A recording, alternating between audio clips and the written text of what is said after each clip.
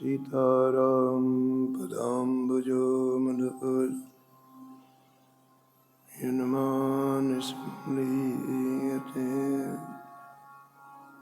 Sitaram गुणावली निशिलिवां यज्जीवया पीयते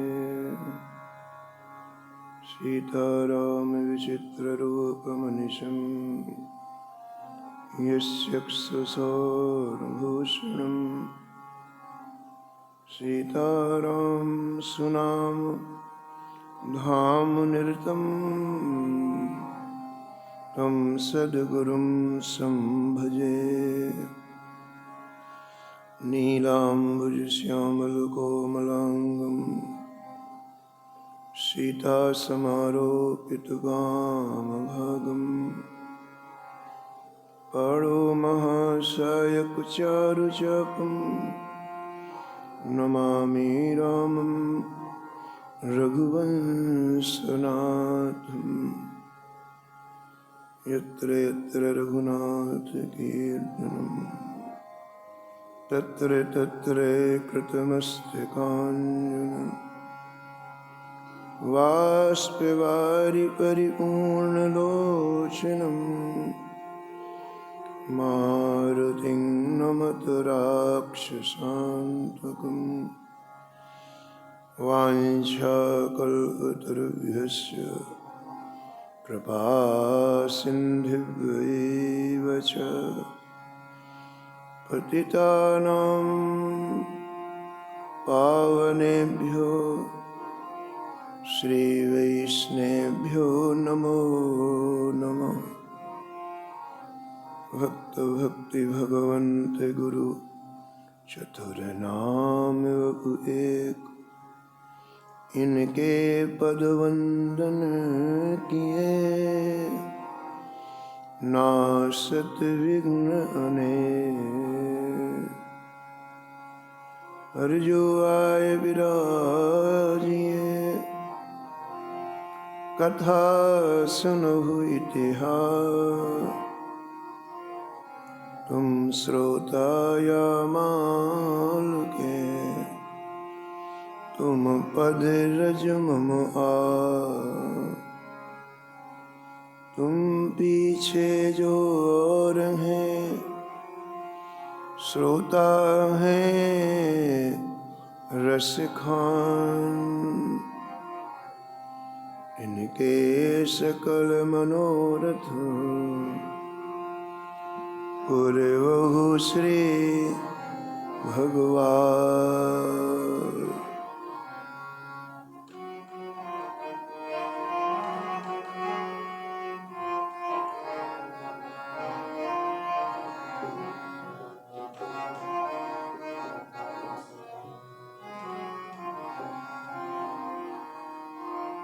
Radhe Radhe Govind Govind Radhe Radhe Radhe Govind Govind Radhe Radhe Radhe Govind Govind Radhe Radhe Radhe Govind Govind Radhe Radhe Radhe Govind Govind Radhe Radhe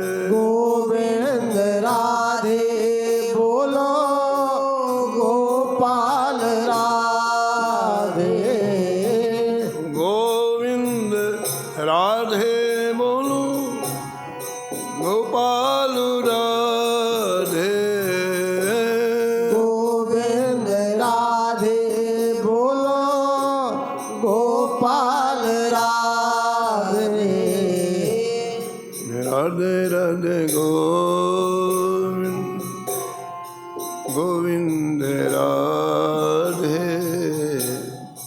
Radhe Radhe Govind Govind Radhe Radhe Radhe Govind Govind Radhe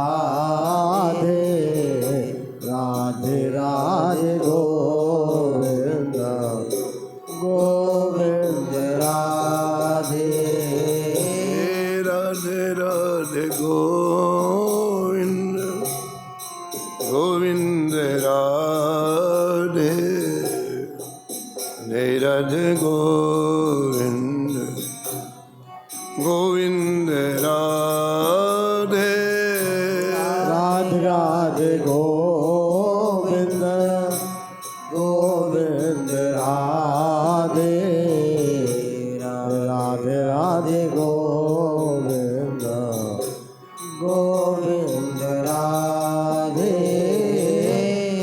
Govind Radhe Bolo Gopal Radhe Govind Radhe Bolo Gopal Radhe Govind Radhe Bolo Gopal Radhe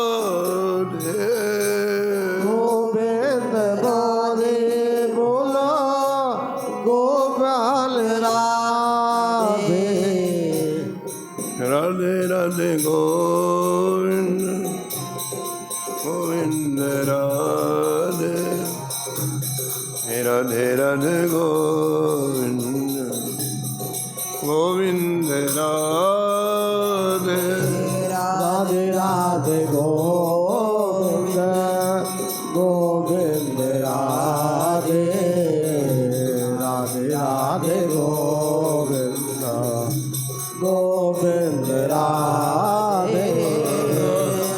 Radhe Radhe Govind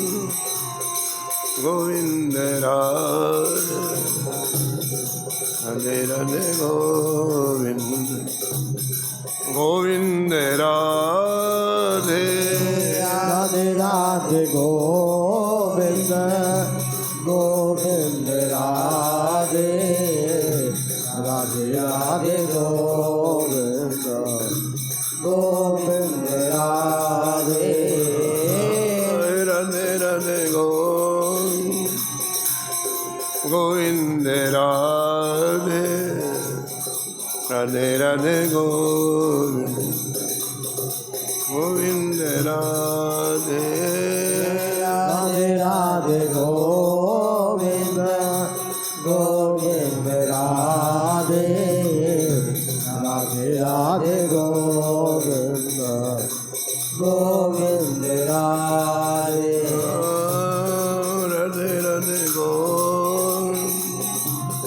Govind Radhe Radhe Radhe Govind Govind Radhe Radhe Radhe Govind Govind Radhe Radhe Radhe Govind Govind Radhe Shri Janaki Vallabh लाल की श्री मंगल मूर्ति हनुमान जी महाराज की जय हो सपरिकर श्री भक्तमाल जी की जय हो सब संत भगवान की जय हो श्री स्वामी अग्रदास जी महाराज की श्री नभाजी महाराज की जय हो श्री प्रियादास जी महाराज की जय हो श्री वृंदावन धाम की जय हो श्री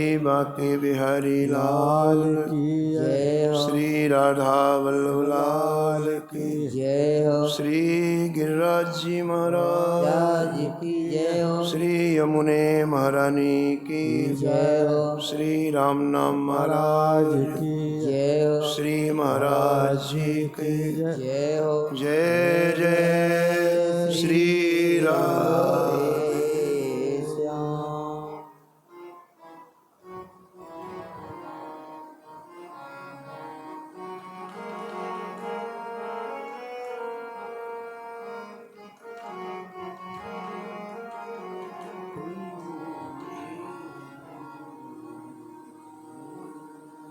कली कुटिल जीव निस्तार हित श्री वाल्मीक तुलसी भयो। कल कुटिल जीव निस्तार हित श्री वाल्मीक तुलसी भयो। त्रेता काव्य निबंध करी शतकोटि रामायण त्रेता काव्य निबंध करी शतकोटि रामायण। एक अक्षर उद्धरे ब्रह्म हत्यादि परायण। एक अक्षर उद्धर ब्रह्म हत्यादि परायण। अब भक्तन सुख देन बहुर लीला विस्तारी। अब भक्तन सुख देन बहुर लीला विस्तारी। राम चरण रस मत रहत अहिनिस व्रत धारी। राम चरण रस मत रहत अहनिस व्रत धारी। संसार अपार के पार को संसार अपार के पार को सुगम रूप नोखा लियो। सुगम रूप नौकायो। कली कुटिल जीव निस्तार हित वाल्मीक तुलसी भयो। कल कुटिल जीवन तार हित श्री वाल्मीक तुलसी। श्री वाल्मीक तुलसी भयो। श्री वाल्मीक तुलसी। प्रातः स्मरणीय परम वंदनीय श्री भक्तमाल के रचयिता श्री नवह गोस्वामी जी इस छप्पे में कली पावनावतार संत शिरोमणि श्री गोस्वामी तुलसीदास जी महाराज का स्मरण किया है और निष्कर्ष के रूप में कहते हैं कि कली के कुटिल जीवों का उद्धार करने के लिए आदि कवि श्री वाल्मीकि जी ही गोस्वामी तुलसीदास के रूप में इस धराधाम में अवतरित हुए।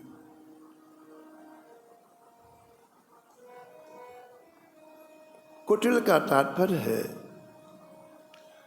व्यक्ति का अंतःकरण अत्यंत दूषित होता है, लेकिन वो अपनी अभिव्यक्ति बहुत धार्मिक के रूप में करता है, अपनी अभिव्यक्ति बहुत सज्जन के रूप में करता है। ये कुटिलता है। भगवान के सामने, गुरुदेव के सामने, संतों के सामने हम जैसे हैं वैसे जाना चाहिए, तो प्रसन्न होते हैं। उस अंतर हृदय की उस मलिनता को दूर करते हैं, उसमें भाव भक्ति का संचार करते हैं।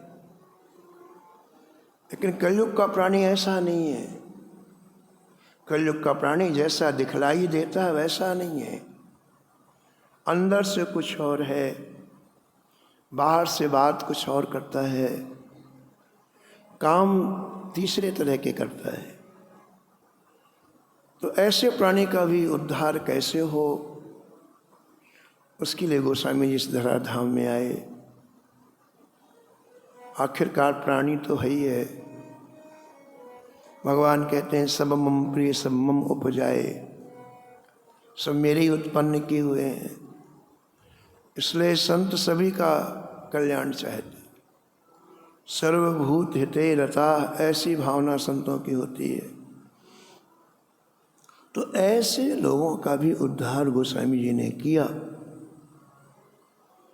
ऐसे कई चरित्र गोस्वामी जी के इन दिव्य प्रसंगों में आप श्रवण करेंगे। कल आप श्रवण कर रहे थे कि श्री राम वृंदावन का दर्शन गोस्वामी जी ने जहाँ जहाँ भगवान ने लीलाएं की वहाँ कर दिया। भगवान की लीलाएं कभी बंद नहीं होती। अनादिकाल से अहर्निश भगवान की लीलाएं चल रही। अहर्निश हमारा मन थोड़ा सा एकाग्र हो जाए, चित्त स्थिर हो जाए, तो आज भी उन लीलाओं का दर्शन हमें होता है। श्री राम वृंदावन में रसिक लोग प्रातःकाल मानसिक सेवा करते हैं। इसका तात्पर्य है उनका चित्त उन लीलाओं से जुड़ जाता है। जो लीलाएं यहाँ हो रही हैं उनसे उनका चित्त जुड़ जाता है, उनका मन जुड़ जाता है, और वो प्रतिदिन उसका अनुभव करते हैं। और किसी रसिक को यदि एक दिन उस लीला का आस्वादन ना मिले तो प्राण बिल्कुल छटपटाने लगते हैं। श्री रूप गोस्वामी जी के चरित्र में आया है कि रूप गोस्वामी जी को एक दिन लीला का दर्शन नहीं हुआ तो जमुना जी में कूदने को तैयार हो। अब आप कल्पना करो प्राण कितने प्रिय होते हैं, लेकिन प्राणों से भी ज़्यादा सुख उस लीला में मिलता है। उसका चिंतन करने से, उस लीला से अपने आप को जोड़ने से। एक दिन लीला का दर्शन नहीं हुआ तो श्री रूप गोस्वामी पाद प्राण छोड़ने के लिए तैयार। लीला का दर्शन क्यों नहीं हुआ?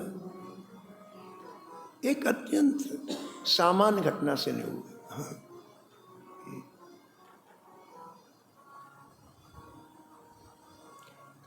प्रातःकाल रूप गोस्वामी जी भगवान की लीला का चिंतन कर रहे हैं। एकांत स्थल में जंगल में बैठे थे और चित्त स्थिर होते एक लीला का स्फुरण हुआ। श्री किशोरी जी ने, श्री राधा रानी ने श्री ठाकुर जी से कहा, लाल जी से कहा कि जय जय, ये लता में आज कितने सुंदर फूल फूले हुए। मेरी इच्छा होती है कि लता के पुष्प मैं तोड़ूं और उससे मैं अपना श्रृंगार करूं। श्याम सुंदर ने कहा बहुत अच्छी बात है। तो किशोरी जी ने कहा कि श्याम सुंदर, बात है कि लता ऊंची है और मेरे हाथ नहीं पहुंच रहे, तो जब मेरे हाथ पहुंचेंगे तभी तो मैं पुष्प तोड़ूंगी। तो श्याम सुंदर ने कहा फिर एक काम करो, आप मेरे कंधे में बैठ जाओ। मैं बैठ जाता हूँ, पहले मेरे कंधे में, फिर मैं खड़ा हो जाता हूँ, फिर आप लता के पुष्प तोड़ लो, ऊंची हो जाओगी। हाँ बोले ठीक है। तो किशोरी जी श्याम सुंदर के कंधे में बैठ गई, श्याम सुंदर खड़े हो गए। अब लता मिल गई तो किशोरी जी ने एक हाथ से तो लता को पकड़ा और दूसरे हाथ से पुष्पों का चयन करने लगे। और श्याम सुंदर तो बहुत विनोदी हैं, वो चुपचाप नीचे बैठ गए और किशोरी जी एक हाथ से लता को पकड़े हुए लटक रही हैं। तो श्री रूप गोस्वामी जी दृश्य अपनी आंखों से देख रहे थे और श्याम सुंदर की इस चतुराई को देखकर उनको हंसी आ गई। रूप गोस्वामी जी को हंसी आई, किशोरी जी तो लटक रही लता में और ठाकुर जी नीचे बैठ गए। लेकिन हुआ क्या, उसी समय एक संत वहां से गुजरे। उनके पैरों में कोई दिक्कत थी तो लंगड़ा के चलते थे और उन्होंने देखा कि ये साधु हंस रहा है, मुझे देख के हंस रहा है।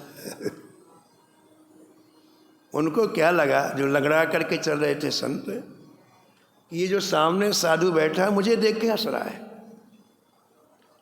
उनके मन में क्रोध आ गया कि देखो, अरे शरीर की रचना ठाकुर जी ने जैसे कर दी, इसमें हमारा क्या बस है,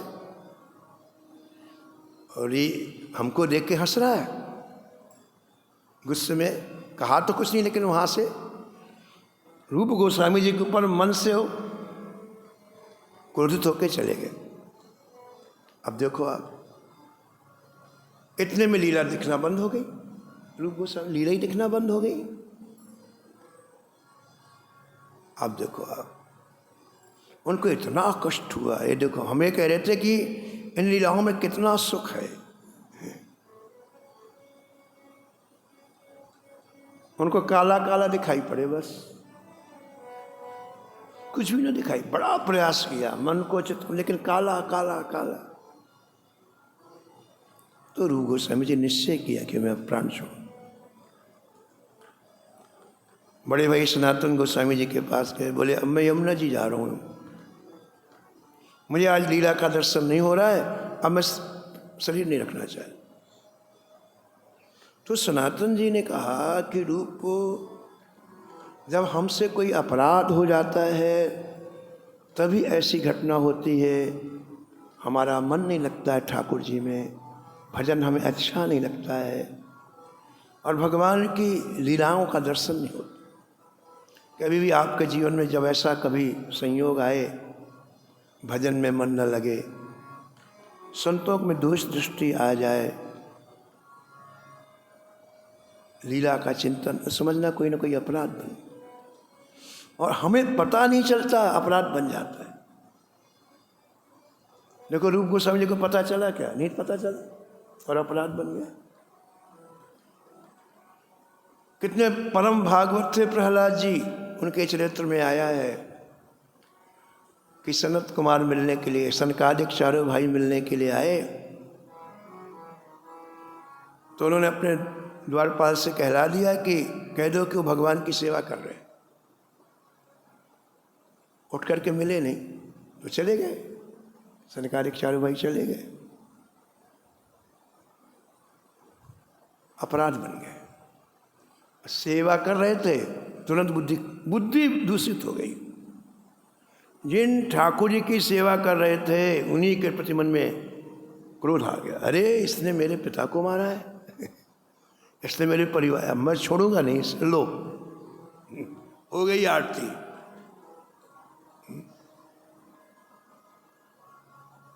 तुरंत बाहर आए, सेनापति को बुलाया, चलो बैकुंठ चलो, विष्णु से युद्ध करना है।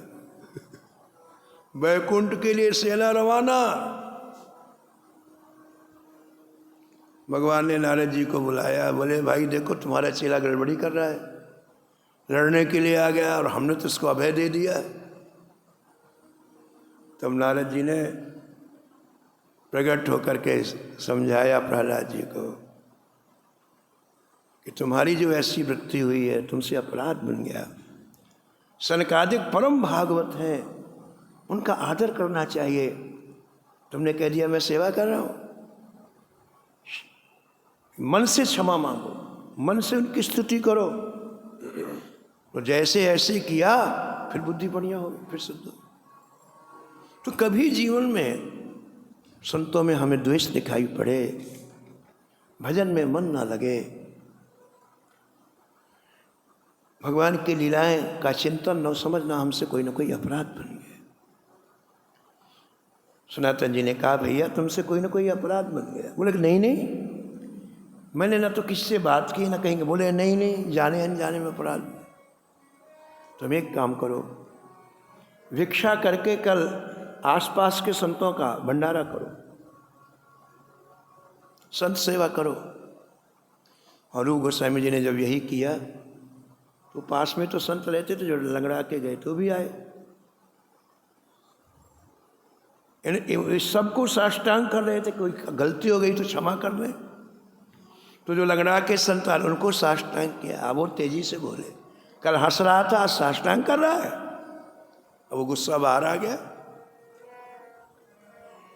रूप गोस्वामी ने चरण पकड़ के कहा, महाराज मैं आपको नहीं हंस रहा था, पूरी बात बताई। मैं मानसी में इस लीला का दर्शन कर रहा था और ऐसे ऐसे भगवान के दृश्य को आपको नहीं है। तब उनके मन से गुस्सा गया और उनको फिर लीलाओं का दर्शन होने लगा।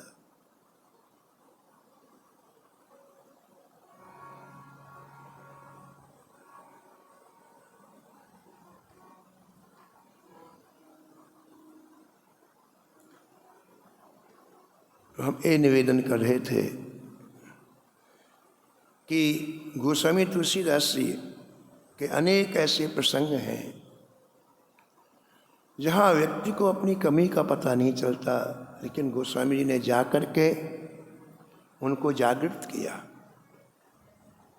जैसे कोई व्यक्ति नींद में हो और उसे जागृत किया जाए और उनको भगवान के भजन में लगाया। तो कल आपने श्रवण किया कि गोकुल में गोसाई विट्ठल नाथ जी से मिले और ब्रज में कई जगह रुक करके इन लीलाओं का दर्शन किया। कल आपने भी सुना कि वृंदावन में घर घर में ठाकुर जी को आरोग्य भी दर्शन करा दिया गोस्वामी तुलसीदास जी। अब हमें तो सामान्य इन महापुरुषों की स्थिति देखो आप, हर लीला दिखाई। हम ये कहना चाहते थे कि हमें यदि किसी लीला का दर्शन नहीं होता उसमें हमारी कमी। वृंदावन तो भरा हुआ है, हमारा रस से भरा हुआ है, और यहाँ रह के यदि हम सूखे हैं तो हमारी कमी, ठाकुर की कमी थोड़ी है। श्री चैतन्य चरितामृत जिन्होंने लिखा है, श्री कृष्णदास जी, उन्होंने चैतन्य चरितामृत के अंत में एक बहुत प्यारी बात लिखी। जिस किसी को भी एक बार कृष्ण कहने के बाद आंखों के से आंसू छल छलाए नहीं, आंखों से आंसू निकले नहीं, तो समझना चाहिए उससे कोई न कोई अपराध बन गया। ये नियम है। देखो हमारे हृदय में जिसको स्थान होता है, अभी कोई परिचित आ जाए कैसे आंसू निकल आते हैं। कोई परिचित 5 साल के बाद आए तो कैसे आंसू निकल आते हैं बताओ आप। उसका स्थान है ना हृदय में। सबको इज्जत बहुत प्यारी है, अभी कोई गाली दे देना तो कैसे आंसू आ जाते। उसको हमने स्थान दिया हृदय में। अभी घाटा लग जाए 1 लाख का 1 करोड़ का, कैसे आंसू आ जाते। उसको हमने ठाकुर के नाम को स्थान नहीं दिया अपने हृदय में, इसने आंसू नहीं आया, है ना।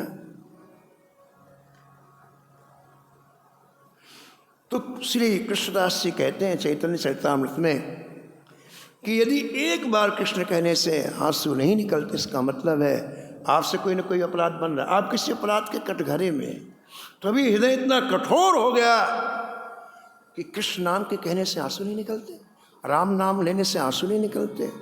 और गोस्वामी ने साफ कह दिया कि राम कहने से यदि किसी का हृदय कठोर बना रहे तो उस हृदय के टुकड़े टुकड़े कर दो। राम कहने के बाद भी किसी की आंख से आंसू ना निकले उस आंख को फोड़ दो। और राम कहने के बाद किसी का शरीर रोमांचित ना हो उसमें आग लगा दो।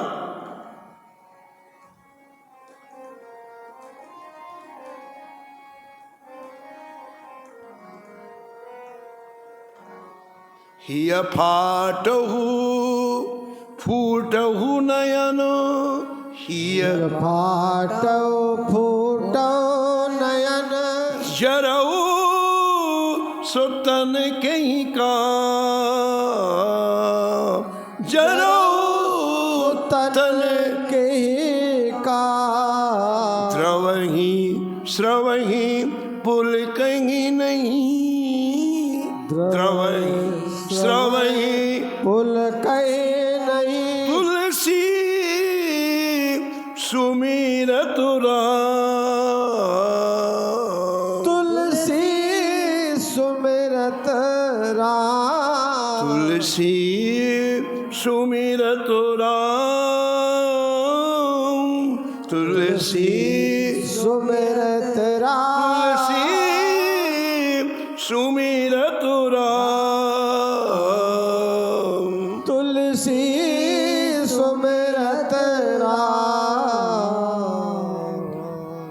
इसका मतलब है हमारे हृदय में अभी ठाकुर के नाम के लिए जगह नहीं बनी। दुनिया की सब चीज़ों के लिए जगह है, थोड़ा सा कुछ झरझर आंसू गिरने लगते हैं, राम के लिए जगह नहीं है, राम जी के चरित्र के लिए जगह नहीं है, संतों के लिए जगह नहीं है। तो हमें निवेदन कर रहे थे कोई अपराध होता है तो लीलाओं का दर्शन लो। रूप गोस्वामी जी थोड़ा सा उन्होंने कुछ किया, उसने मान लिया संत ने कि मुझको देखे, और देखो लीलाओं का देखना बंद हो गया। तो व्रज में गोस्वामी तुलसीदास जी बहुत समय तक रहे। इसके बाद आपने चित्रकूट की यात्रा की। संत जहाँ भी जाते हैं वहाँ रस प्रदान करते हैं। वृंदावन के रसिकों को परम आनंद प्रदान किया गोस्वामी तुलसीदास ने। और यहाँ से आप पुनः एक बार चित्रकूट की यात्रा की। मंदाकिनी के किनारे आप एक कुटिया में भगवान का निरंतर स्मरण करते हैं। एक सत्यकाम नाम का कोई ब्राह्मण था।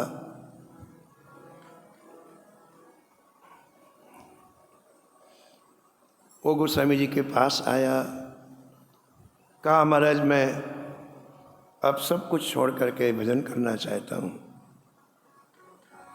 इसलिए आपके चरणों में उपस्थित हूँ, आप कृपा करो, अनुग्रह करो, मुझे आप दीक्षा दो। ऐसी विनय की गोस्वामी जी के चरणों में गोस्वामी जी ने दृष्टि डाली तो देखा कि ये इसका ऊपरी भाव है, ये अंदर से नहीं चाहता कि मुझे भजन करना है। कभी कभी व्यक्ति किसी दृश्य को देखेगा या कोई सात्विक क्रियाएं तो उसको लगता है चलो मैं भी थोड़ा सा कुछ करूं। अंदर से भाव नहीं है, देखने से हुआ है, और वो पता 2 मिनट का रहता है, फिर वहीं का वहीं हो जाता है, फिर वहीं का वहीं हो जाता है। तो फिर वो टिकाऊ नहीं रहता है, और अंदर का भाव हो तो टिकाऊ होता है। तो गोस्वामी जी समझ गए कि ये क्षण किसके मन में आया कि मुझे भजन करना है, इसका हृदय बहुत दूषित है। जिसका हृदय दूषित होगा तो दूषित विचार होंगे, काय को भजन करेगा। क्षण मात्र के लिए आ गया तुलसीदास जी का दर्शन करते ही कि मैं भजन करूँगा, तो गोस्वामी जी ने इनकार कर दिया। बोले भैया अभी हम दीक्षा नहीं देंगे, जाओ यहाँ से। अब तो वो जो ब्राह्मण था वो कुटिया के बाहर बैठ गया हट करके कि मुझे जब तक दीक्षा नहीं दोगे मैं यहाँ से जाऊँगा ही नहीं। बाहर बैठ गए। अब देखो आप, उसी दिन रात्रि में चित्रकूट के समीप कोई स्टेट थे, पहले छोटे छोटे स्टेट थे और वहाँ राजा रानी होते थे। तो चित्रकूट के समीप के किसी स्टेट से बहुत दिन से प्रतीक्षा कर रही थी एक रानी गोस्वामी तुलसीदास जी के दर्शन करने के लिए, और संयोग से गोस्वामी जी चित्रकूट आ गए। उसको लगा कहीं सुबह चले ना जाए, इसलिए मैं जाके दर्शन करूं। उसका नाम था कदम्ब लता। वो कदम्ब लता रानी आई, सूर्यास्त हो चुका था, क्योंकि उसको ये था कि कहीं चले ना जाए। गोस्वामी जी बड़ी भावना थी, बड़ा समर्पण था तुलसीदास जी के प्रति। वो आई, दर्शन करने के लिए आई। कुटिया में गोस्वामी जी का दर्शन किया, अपने भाग्य की सराहना की। वो तो गोस्वामी जी का दर्शन करके डूब गई भाव में। जाकी रही भावना जैसी, प्रभु मूरत देखी तिन तैसी। तो वो कदम लता तो गोस्वामी उसको कला, आज मैं कितनी भाग्यशाली हूँ। वृंदावन में जिन्हें के लिए कृष्ण रघुनाथ जी बन गए, आज उनका मुझे दर्शन, ये भाव का दर्शन है। तो बड़ी गदगद हो गई, बहुत उसे अंदर से आह्लादित में हो रहा था। लेकिन जो बाहर व्यक्ति बैठा था, जो दीक्षा लेने के लिए आया था, और रानी को देखते ही उसके मन में आया कि कितनी सुंदर रानी है, इसका मैं अच्छी तरह से मुख तो देखूं। अब भूल गई दीक्षा, भूल गए तुलसीदास जी। तो एक दीपक रखा हुआ था कुटिया में, रात्रि में दीपक जलता था गोस्वामी जी के, उसकी उसने बत्ती आगे की, ज़्यादा प्रकाश होगा तभी तो दिखाई पड़ेगा। और वो रानी को टकटकी लगा के देखने लगा। देखो यही जीव की कुटिलता है। कली कुटिल जीव निस्तार हित कहा ना, यही जीव की आया है दीक्षा लेने के लिए, भजन करने, और अंदर देखो क्या है। ऐसे लोगों का उद्धार कैसे हो? अंदर है ही नहीं इच्छा कोई, फिर उनका उद्धार कैसे हो बाबा? परसों भाई जी का जन्मदिन था, तो भाई जी के चरित्र में एक बड़ी जोरदार बात आई। हनुमान, पूज्य श्री हनुमान साध पोदार जी, उनके चरित्र में लिखा हुआ है कि एक व्यक्ति, उनकी कहीं भी कथा होती वो जरूर सुनने के लिए जाता, और एक दिन 2 दिन नहीं, 10 वर्षों से, 10 वर्ष लगातार हो गए, लेकिन पूज्य श्री हनुमान साध पोदार जी का जहां भी प्रवचन होता वो सबसे पहले पहुंचता। तो ऋषिकेश की बात है, भाई जी ने उसे बुलाया। अब इतने दिन से लगातार आ रहा था कथा में ना, तो उससे बुलाया, कहा भाई आप तो बहुत श्रद्धालु हो, बहुत तुम्हारी भगवान की भक्ति में प्रीता है, लगाव है, सब काम छोड़ के तुम कथा सुनते हो, ऐसा कहा।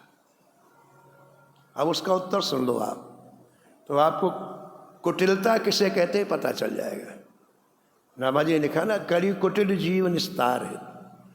उस व्यक्ति का उत्तर सुन लो तो इस शब्द का अर्थ लग जाएगा आपको। उसने क्या कहा? उसने कहा भाई जी मैं आपसे झूठ नहीं बोलूँगा, मैं आपकी कथा सुनने नहीं आता, आपकी कथा में बड़े बड़े घर की सुंदर स्त्रियां आती हैं, मैं उनको देखने के लिए आता हूँ।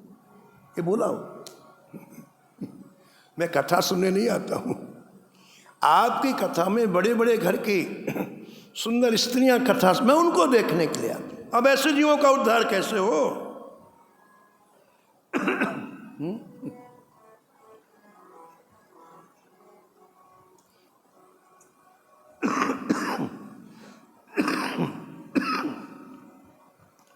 तो सत्यकाम नाम का ब्राह्मण दीपक की बत्ती ऊंची कर रहा था कि रानी का चेहरा दिखाई पड़े। रानी तो भाव में डूबी, उससे कोई पता ही नहीं। गोस्वामी जी का दर्शन किया और चली गई।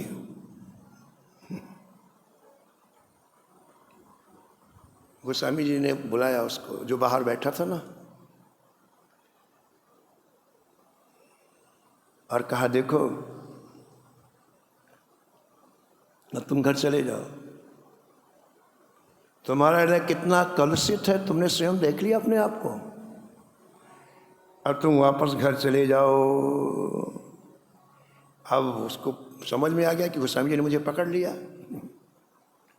अब उसको बड़ी लज्जा आई, चरणों में गिर पड़ा, और एक बात कही उसने। कोई कोई बात ऐसी निराली होती है, दोष को स्वीकार करने से वो दोष चला जाता है, और दोष को छिपाने से दोष और बढ़ता है। ये नियम है, ठीक है ना? इसलिए संतों ने अपने हृदय के दोषों का वर्णन ठाकुर जी के सामने किया। विनय पत्रिका क्या है बताओ? एरी मैंने पतित पावन सुने, एरी मैं तो पतित पावन सुने, एरी मैंने पतित पावन सुने, एरी मैं तो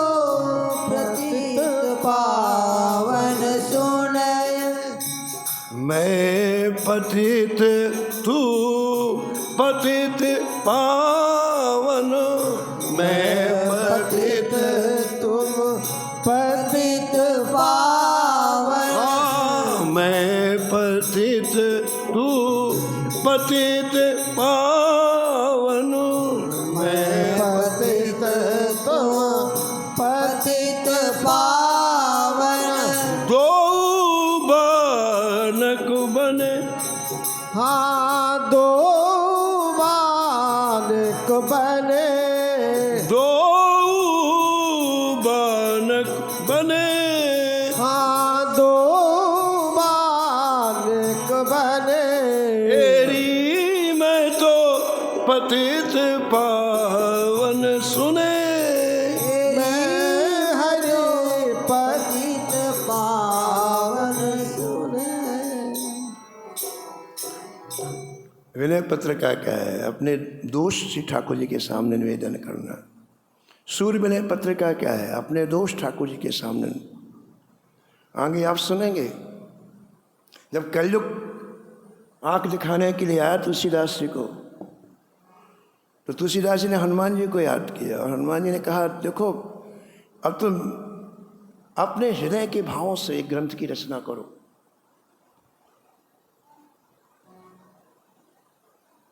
और मैं उसे ठाकुर जी के पास ले जाकर दस्तखत कराऊंगा, फिर कलयुग कभी नहीं आएगा।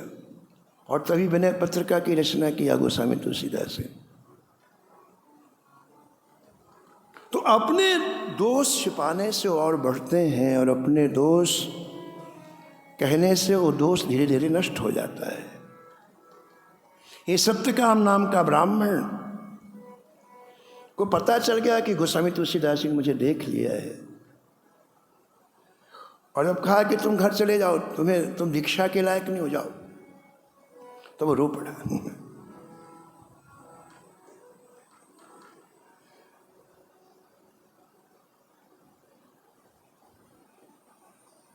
कुछ ऐसे लोग होते हैं जो पाप नहीं करना चाहते हैं, लेकिन वृत्तियां जबरदस्ती पाप कराती, और जब वो पाप करते तो फिर पछताते भी हैं। यद्यपि उस प्रवाह में अपने आप को रोक नहीं पाते वो करना, लेकिन वो वृत्तियों का प्रवाह करा देता है, फिर पछताते हैं और पछता के ठाकुर जी के सामने रोते हैं। तो उनका इलाज ठाकुर जी कर देते हैं, ठीक है ना। लेकिन पाप करने के बाद जो अपने आप को चतुर मानते हैं, उनका किसी हालत में उद्धार नहीं होता है, किसी तरह उद्धार नहीं होता है। तो देखो, इसने ये जो किया तो इसको इतनी ग्लानि हुई कि वो रोने लग गया तुलसीदास जी के सामने। और एक बड़ी अच्छी बात कही, कहा, जय जय, ये मेरे बस का नहीं है कि मैं अपना साधन करके, संयम करके और इन विकारों से मुक्ति पा सकूं। विकार सामने आते तो मैं फिर गिर पड़ता हूं, मैं अपने आप को नहीं रोक सकता। इसलिए आप कृपा के द्वारा तो मुझे ठीक कर सकते हैं, लेकिन मैं साधन और संयम से ठीक नहीं हूं। नाथ विशेषम मद कछु नहीं, नाथ विषय मन कछु नाही। हाँ, नाथ विषय मद कछु नाही, नाथ विषय